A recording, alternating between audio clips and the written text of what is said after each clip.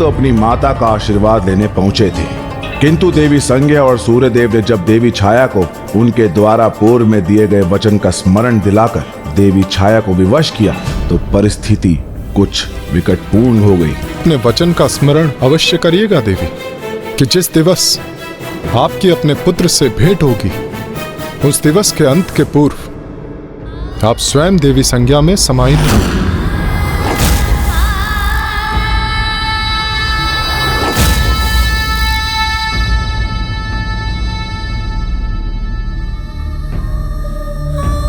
पुत्र, मैं तुम्हारा अनुरोध स्वीकार नहीं कर सकती।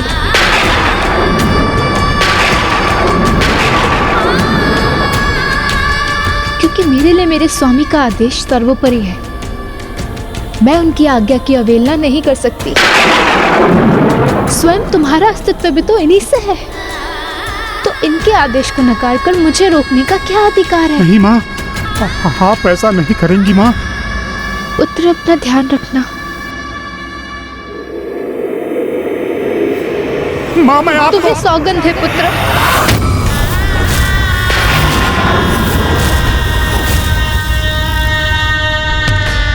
अब तुम मुझे नहीं रोकोगे। जाने दो मुझे।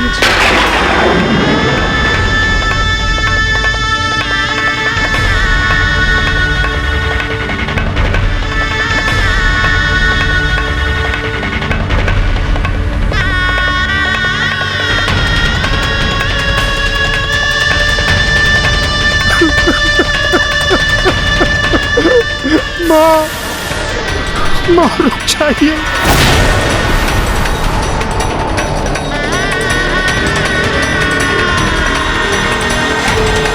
और देखते ही देखते शनि जी के समक्ष, अपने पुत्र के समक्ष देवी छाया ने एक छाया का रूप धारण कर देवी संज्ञा में विलीन हो गई। माँ,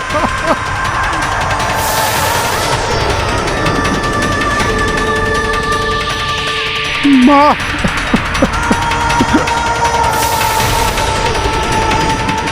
माँ, माँ तो पूर्ण रूप से अदृश्य हो रही है। कैसे रोकूं उन्हें? माँ, अब उचित यही होगा पुत्र शनि कि तुम इसमें बाधा ना डालो, अन्यथा अनर्थ हो जाएगा।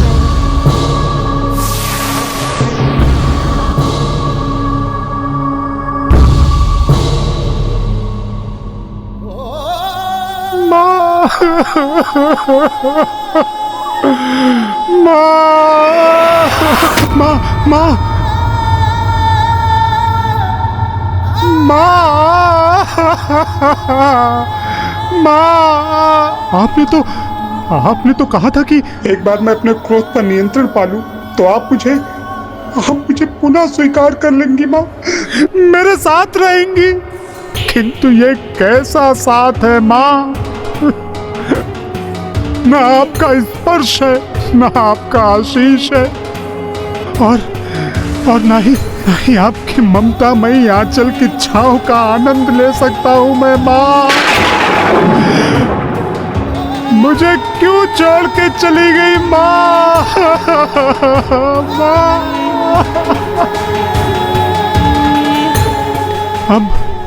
अब आपके स्नेह से रिक्त मेरे निरर्थक जीवन का क्या लाभ है माँ?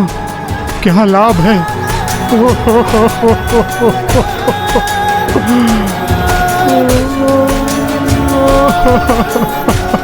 स्वामी, संभालिए अपने आप को।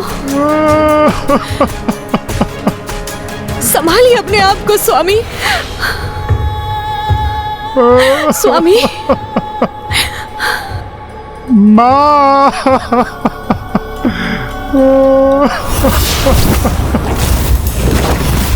पुत्र, मैं तुम्हारा दुख समझता हूं, किंतु तुम्हारा परिवार तो अभी भी तुम्हारे साथ ही है। मैं तुम्हारा पिता और देवी संज्ञा भी तो तुम्हारी माता ही है। इसलिए स्वयं को संभालो, इस संताप में स्वयं को खोने से रोक लो पुत्र।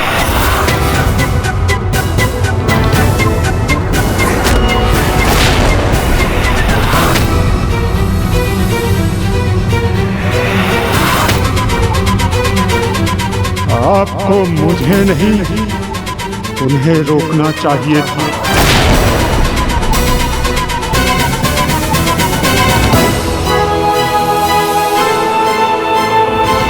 रोकना तो आपको मेरी माँ, आपकी अर्धांगिनी देवी छाया को चाहिए था, किंतु आपने मेरी माँ का विचार नहीं किया, मेरा विचार नहीं किया। अपने स्वार्थ से भरकर केवल स्वयं का और देवी संज्ञा का विचार किया और अनाथ कर दिया मुझे, अनाथ कर दिया। नहीं पुत्र, स्वयं को अनाथ मत कहो। हम हैं ना तुम्हारे माता पिता। बस!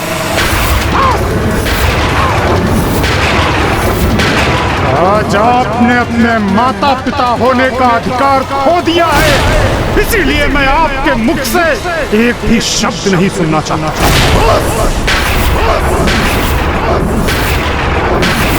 बहुत सुन चुका हूं मैं तुम्हारा प्रलाप, बहुत हुआ तुम्हारा क्रोध प्रदर्शन, बहुत सह चुका हूं तुम्हारा ये व्यर्थ का अहंकार। और वैसे भी तुम्हारे इस अहंकार का क्या आधार है? जब भी यहां आते हो एक नवीन विस्फोटक स्थिति उत्पन्न कर देते हो।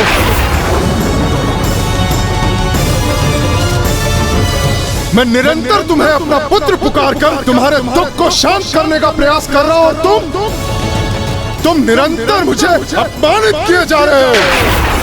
जैसे तुमसे महान तो कोई है ही नहीं, तुमसे महान तो कोई है ही नहीं। तो बताओ मुझे ऐसा क्या गुण है तुम्हारा जिसके कारण तुम स्वयं को इतना असाधारण मानते हो? ऐसा क्या प्राप्त किया है तुमने अपने जीवन में? बताओ मुझे। देखो, मुझे देखो, मैं प्रतिदिन एक भीषण विलंब किए बिना उचित समय पर जगत की सेवा के लिए उपस्थित होता हूं। सभी को मेरी ही ऊर्जा से प्राण शक्ति प्राप्त होती है। इसीलिए एक प्रकार से सृष्टि को गतिमान रखने में मेरी भूमिका है। और तब भी मुझे कोई अभिमान नहीं। और तुम क्या हो? तुम आज तक किसी विशेष योग्यता का परिचय नहीं दिया तुमने।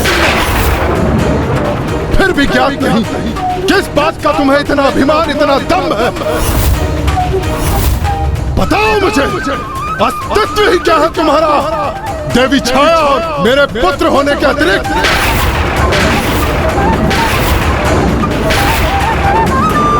अस्तित्व क्या है मेरा आपके समक्ष? ये प्रश्न किया है ना आपने मुझसे।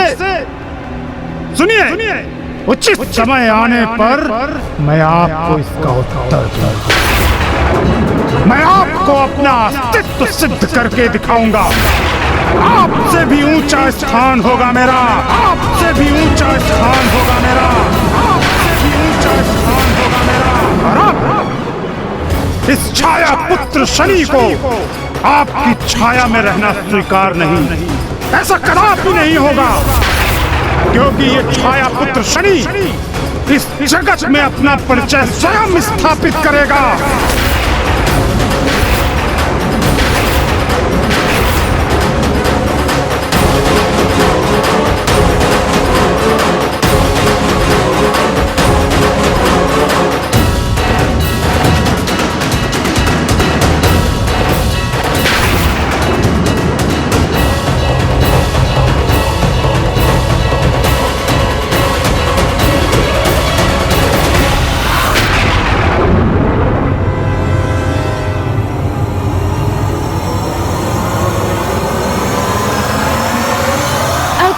इतने घोर तप के उपरांत भी शनि जी का क्रोध उनके नियंत्रण में नहीं आया था। क्रोध तो उनके स्वभाव का भाग था गणेश जी, जो उन्होंने अपने माता के गर्भ में प्राप्त किया था। और माता के गर्भ में रहते हुए जो अनुभव शिशु को होते हैं, उन प्रभाव से जिस प्रकार शिशु के व्यक्तित्व का विकास होता है, वही उसका संपूर्ण जीवन के लिए उसका मूल और स्थायी स्वभाव बन जाता है। इसलिए शनि का मूल स्वभाव था क्रोध। इसलिए जब कोई स्त्री गर्भवती हो, मातृत्व का सुख प्राप्त करने जा रही हो, तब उसके वातावरण का विशेष ध्यान रखना चाहिए। उसे उत्तम विचार, सुमधुर ध्वनियों का श्रवण और पौष्टिक भोजन प्राप्त होने चाहिए। उसके समस्त अनुभव प्रसन्नतापूर्ण होने चाहिए। और उससे भी अधिक महत्वपूर्ण है कि गर्भवती स्त्री को कभी भी उपवास नहीं रखना चाहिए, क्योंकि भूख क्रोध का सबसे बड़ा कारण है।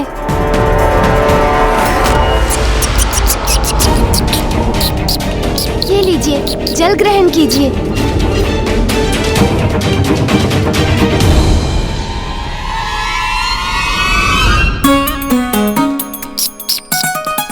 अब प्रभु अनुमति दे दो, अब मैं आगे बढ़ूं और धकेल दूं इस लंकेश को। यही उचित अवसर है मूषक जी। प्रभु।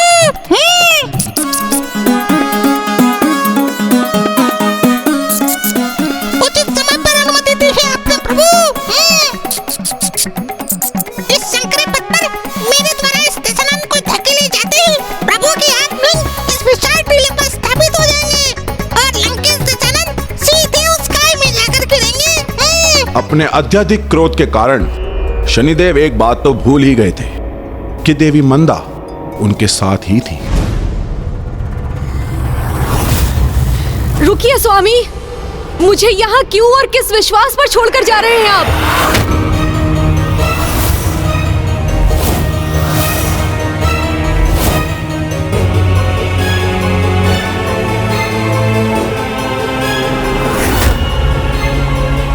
क्या मेरा भी वही परिणाम होगा जो आपकी माता का हुआ था? क्या मेरा अस्तित्व भी उन्हीं के समान हो जाएगा? मुझे क्षमा कर दीजिए देवी मंदा, किंतु वहां मेरी माँ के साथ जो अन्याय हुआ उसे मैं सहन नहीं कर सका, इसीलिए बिना कुछ सोच विचार किए वहां से चला आया। तो क्या ये भी भूल गए आप कि वहां आपके साथ मैं भी थी? मुझे भी भुला दिया आपने? नहीं देवी मंदा, कुछ समय के लिए तो मैं स्वयं को भी भूल गया था।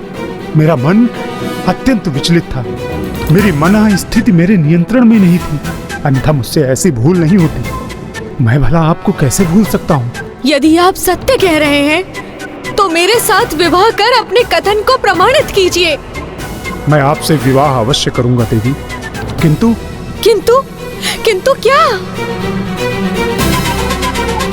किंतु उसके पूर्व तब करना होगा मुझे।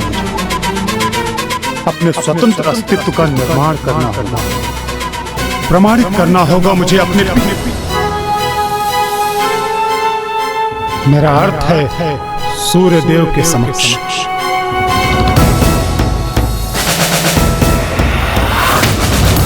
स्वयं महादेव ने मेरी माँ को मेरे तेजस्वी होने का वरदान दिया था। तो मैं तुम्हें वरदान देता हूं, तुम्हें एक तेजस्वी पुत्र प्राप्त होगा जो जगत में शनि के नाम से विख्यात होगा। अब महादेव ही मेरा मार्गदर्शन करेंगे, मुझे उचित मार्ग दिखाएंगे। और मुझे पूर्ण विश्वास है कि इस कठोर तप के उपरांत मैं इतना शक्तिशाली और महान बनकर वापस लौटूंगा जिसकी कल्पना करना भी सूर्य देव के लिए कठिन होगा। इसलिए देवी, मुझे तपस्या पर जाना अत्यंत आवश्यक है। फिर मेरा क्या होगा? एक और नवीन कारण ढूंढ लिया मुझसे विवाह ना करने का। किंतु मैंने आपको अपना सर्वस्व मानकर आपकी सेवा की, आपकी पूजा की।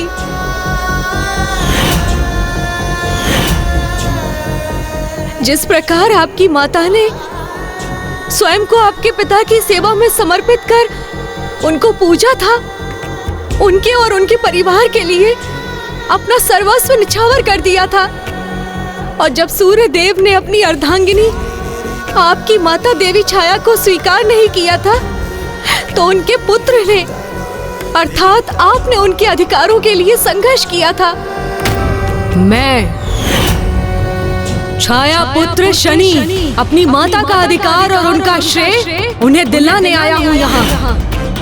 मैं आपसे अपनी माँ का अधिकार मांग रहा हूँ, जो आपको देना ही होगा। किंतु मुझे मेरे अधिकार कौन दिलाएगा? कौन संघर्ष करेगा मेरे लिए? क्या जिस प्रकार देवी छाया के समक्ष देवी संज्ञा में समाहित होने के अतिरिक्त अन्य कोई विकल्प नहीं था? कहीं आपके द्वारा ठुकराए जाने पर मेरे समक्ष भी अग्नि में समाहित होकर अपना अस्तित्व मिटाकर एकमात्र विकल्प न शेष रह जाए। नहीं देवी मंदा, ऐसा कदापि नहीं होगा, ऐसा कुछ भी नहीं होगा। मैं भला आपको अपनी अर्धांगिनी क्यों स्वीकार नहीं करूंगा, अब जबकि विशेष रूप से मेरी माँ की अनुमति भी प्राप्त हो गई है हमें। तो फिर शुभ कार्य में विलंब क्यों? मेरे साथ मेरे पिताश्री के पास चलिए, उनसे मांग लीजिए मेरा हाथ, कर लीजिए मुझसे विवाह। तो फिर शनि जी ने देवी मंदा से क्या कहा? तपस्या अथवा विवाह, दोनों में से किसका चुनाव किया उन्होंने?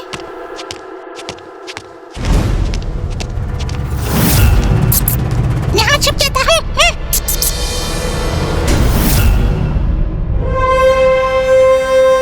लंकेश जी, इस प्रकार बार बार पीछे क्यों देख रहे हैं आप? ओह, प्रतीत होता है पुनः इस तुच्छ मूषक से भयभीत हो रहे हैं। किंतु ये क्यों नहीं समझते आप कि यदि वो आपका पीछा कर भी रहा है तो भी वो आपको कोई क्षति पहुंचाने में कहाँ सक्षम है? और आपको तो ज्ञात है ना कि शुभ कार्य में आगे बढ़ते समय पीछे नहीं, दृष्टि सदैव आगे की ओर ही रहनी चाहिए, अन्यथा वो कार्य संपन्न नहीं होता। दशानन हूं मैं, ना ही किसी देवता और ना ही किसी दानव का भय है मुझे। वो एक तुच्छ सा मूषक, वो क्या भयभीत करेगा मुझे? चलिए आगे बढ़ते हैं। हाँ, आप अपनी कथा किसी भी कारण से मत रोकिए। अच्छा फिर बताइए, आगे क्या हुआ? क्या शनि जी ने देवी मंदा का प्रस्ताव स्वीकार कर लिया? शनि जी को देवी मंदा का प्रस्ताव को स्वीकार करना ही था और देवी मंदा की संतुष्टि के लिए उन्होंने गंधर्व राज चित्रसेन से उनकी अनुमति और आशीष प्राप्त कर देवी मंदा से विवाह कर लिया। और विवाह उपरांत देवी मंदा एक सुंदर वैवाहिक जीवन की कल्पना कर रही थी, किंतु शनि जी के मन में तो प्रभु शिव जी की ही तपस्या थी और उसी तपस्या के कारण शनि देव के साथ ऐसा कुछ घटित हुआ जिसके कारण उनका जीवन पूर्ण रूप से परिवर्तित हो गया। ये घटना उनके विवाह के बाद की प्रथम रात्रि की है, जब एक नववधू के रूप में देवी मंदा बड़ी ही उत्सुकता से अपने स्वामी की प्रतीक्षा कर रही थी।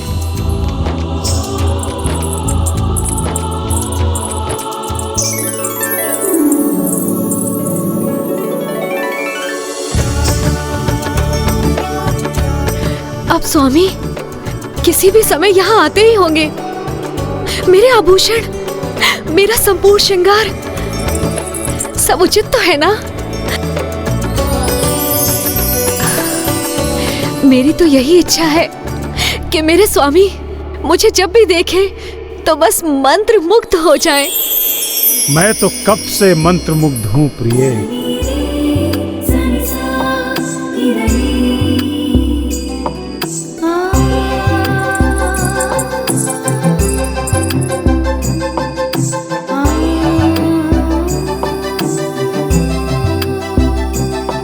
मेरे ये पुष्प जो मैं अथक प्रयासों से बगिया से आपके लिए चुनकर लाया हूं, आपके रूप की तुलना में कांतिहीन प्रतीत हो रहे हैं। किंतु स्वामी, आपने तो कहा था कि आप अपनी तपस्या के लिए प्रस्थान करने वाले हैं।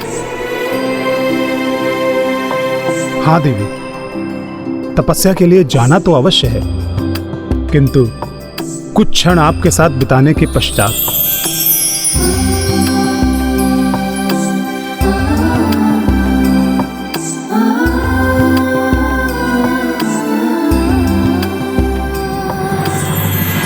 आज का दिवस हमारे जीवन का एक विशेष दिवस है। आज के इस विशेष दिन पर मैं आपके साथ समय बिताए बिना कहाँ जा सकता था।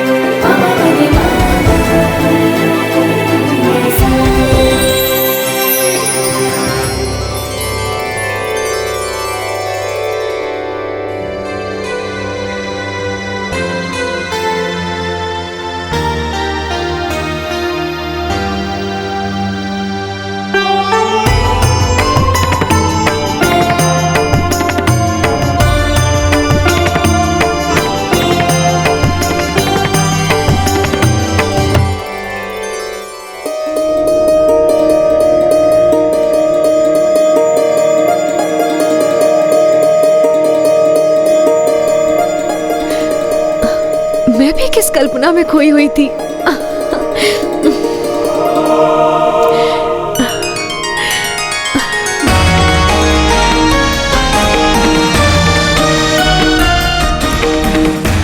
ओम नमः शिवाय।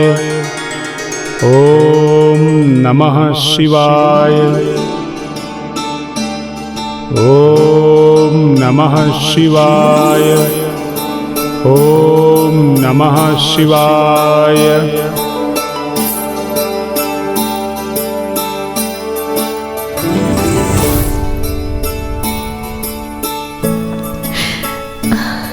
स्वामी अब अवश्य मेरी ओर मुख करेंगे और मुझे देखेंगे। ओम नमः शिवाय। ओम नमः शिवाय। ओम नमः शिवाय। ओम नमः शिवाय।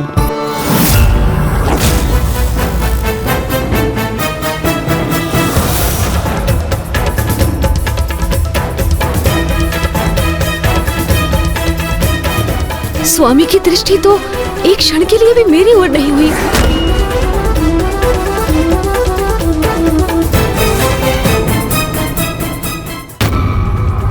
शनिदेव महादेव की भक्ति में रमने तो तत्पर थे, जबकि देवी मंदा अपनी डूबती आशाओं और आहत होती भावनाओं से दुखी व पीड़ित थी। देवी मंदा अपने स्थान पर उचित थी और शनिदेव अपने स्थान पर। कुछ अनुचित था तो मात्र उस समय की परिस्थिति। कदाचित इसीलिए कहा जाता है कि अपने क्रोध के कारण हम स्वयं अपना ही अनिष्ट कर लेते हैं। कारण कोई भी हो, किंतु स्वयं पर क्रोध का अधिक प्रभाव कदापि नहीं होने देना चाहिए। प्रतीत होता है मेरे कथा वाचन से आपको उचित सीख प्राप्त हो रही है गणेश जी। ऐसी कथाओं का मात्र श्रवण करना अथवा उन्हें किसी अन्य को सुनाना व्यर्थ हो जाता है, यदि उनसे प्राप्त सीख का प्रयोग स्वयं अपने जीवन में ना किया जाए। आप क्या कहने का प्रयास कर रहे हैं शिवनंदन? अधिक कुछ नहीं, मैं तो मात्र इतना ही कह रहा हूँ कि आप महाज्ञानी महापंडित हैं। आपसे तो अभी बहुत कुछ सीखने का अवसर प्राप्त होगा मुझे। अब ये मूषक जी कहाँ गए? वो लंकेश पर प्रहार क्यों नहीं कर रहे? ये महाशय तो कथा से सीख लेने के स्थान पर निद्रा के प्रभाव में है, विश्राम कर रहे हैं।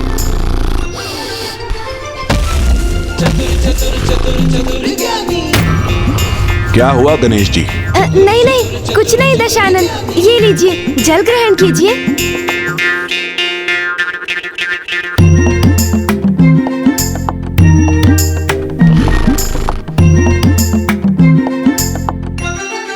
दशानन को इतने जल का पान करवा चुका हूँ मैं, किंतु अभी तक लंकेश को लघु शंका की आवश्यकता ही नहीं हुई।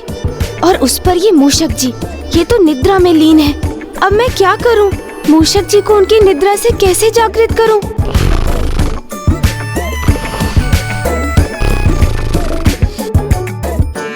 लंकेश जी, आगे बढ़ने के पूर्व हमें प्रभु का नाम लेना चाहिए। अब तो ऊंचे स्वर में चित्कार कर ही नहीं जगाना होगा। जय हो शिव शंकर शंभू। जय शिव शंकर शंभो। जय हो जय शिव शंकर शंभो। जय हो शिव शंकर शंभू। जय शिव शंकर शंभो। जय हो शिव शंकर शंभू। जय हो शिव शंकर शंभू। जय हो शिव शंकर शंभू। मूषक जी भी ना। ये तीसरा स्वर किसका था? तीसरा स्वर?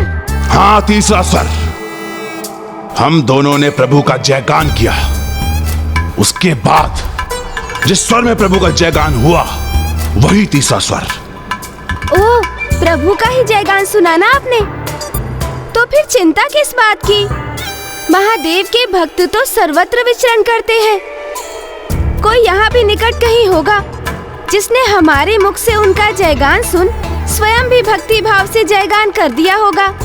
एक तो महादेव की अनुपम कथा, और वो भी एक परम ज्ञानी, महापराक्रमी, परम वेद ज्ञाता एवं महादेव के परम भक्त लंकेश दशानन के मुख से।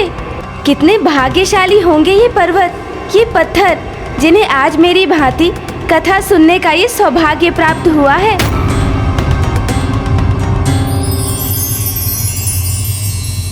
ओम नमः शिवाय। ओम नमः शिवाय। ओम नमः शिवाय। स्वामी तो मात्र अपने प्रभु की भक्ति में लीन है। उनके लिए तो मेरा अस्तित्व, मेरी प्रतीक्षा और मेरे अगाध प्रेम का कोई अर्थ ही नहीं है। ओम नमः शिवाय। ओम नमः शिवाय। आप और आपका प्रेम दोनों सर्वथा अद्भुत ही है। मैंने अपना सर्वस्व आप पर निछावर कर दिया, किंतु आपने मेरी इतनी सी भी सुध न ली कि एक बार अपनी दृष्टि से मुझे देख भी लेते।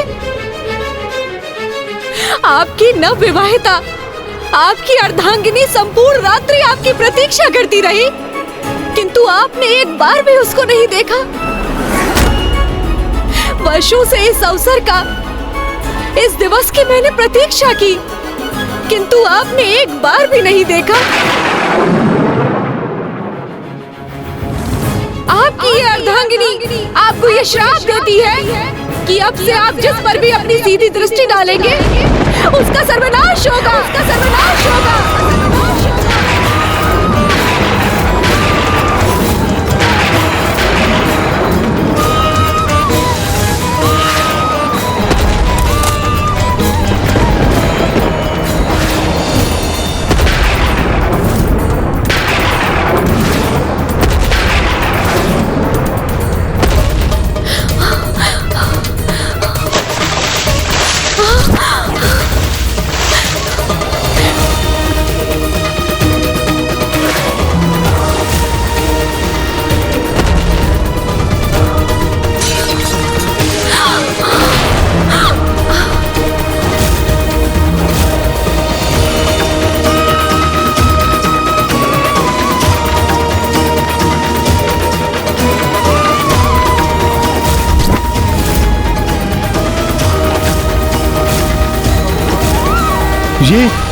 ये आपने क्या कर दिया देवी? ये कैसा श्राप दे दिया मुझे? अब तो मैं चाह कर भी आपको नहीं देख सकता। मैंने तो आपसे पूर्व में ही कहा था कि विवाह के उपरांत मैं तपस्या के लिए जाऊंगा। इतने वर्षों आपने मेरी प्रतीक्षा की थी, कुछ वर्ष और कर लेती। मेरे साथ रहते रहते आपने इतना क्रोध कहां से आ गया देवी? तपस्या संपन्न होने के पश्चात तो मैं आपके पास ही आने वाला था।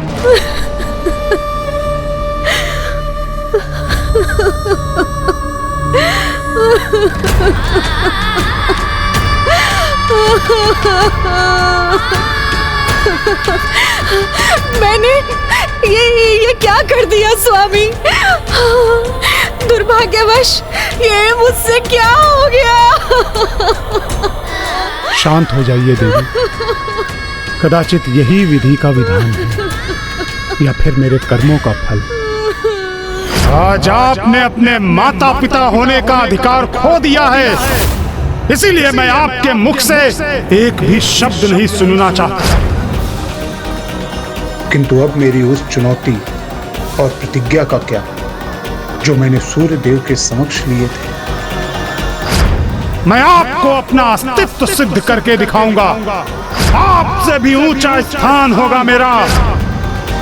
और अब इस छाया पुत्र शनि को आपकी छाया में रहना स्वीकार नहीं। ओह, ये आपने क्या कर दिया देवी? अब मैं इस श्राप के साथ जीवन कैसे बिताऊंगा? कैसे उन महान लक्ष्यों को प्राप्त करूंगा जिसके लिए मेरा जन्म हुआ है?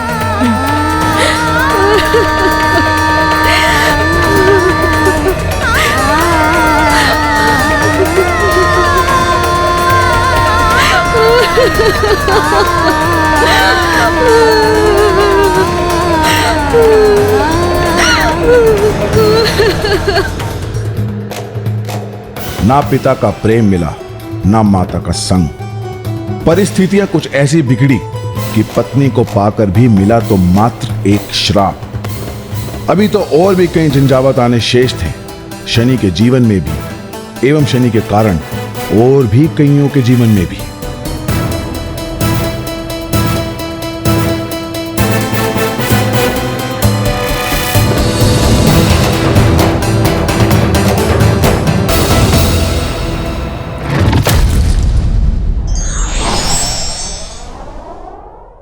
काल एवं परिस्थिति के समक्ष किसी का वश नहीं चलता, इसलिए जो पूर्व में नियत है उसके घटित हो जाने पर व्यक्ति को दुखी नहीं होना चाहिए।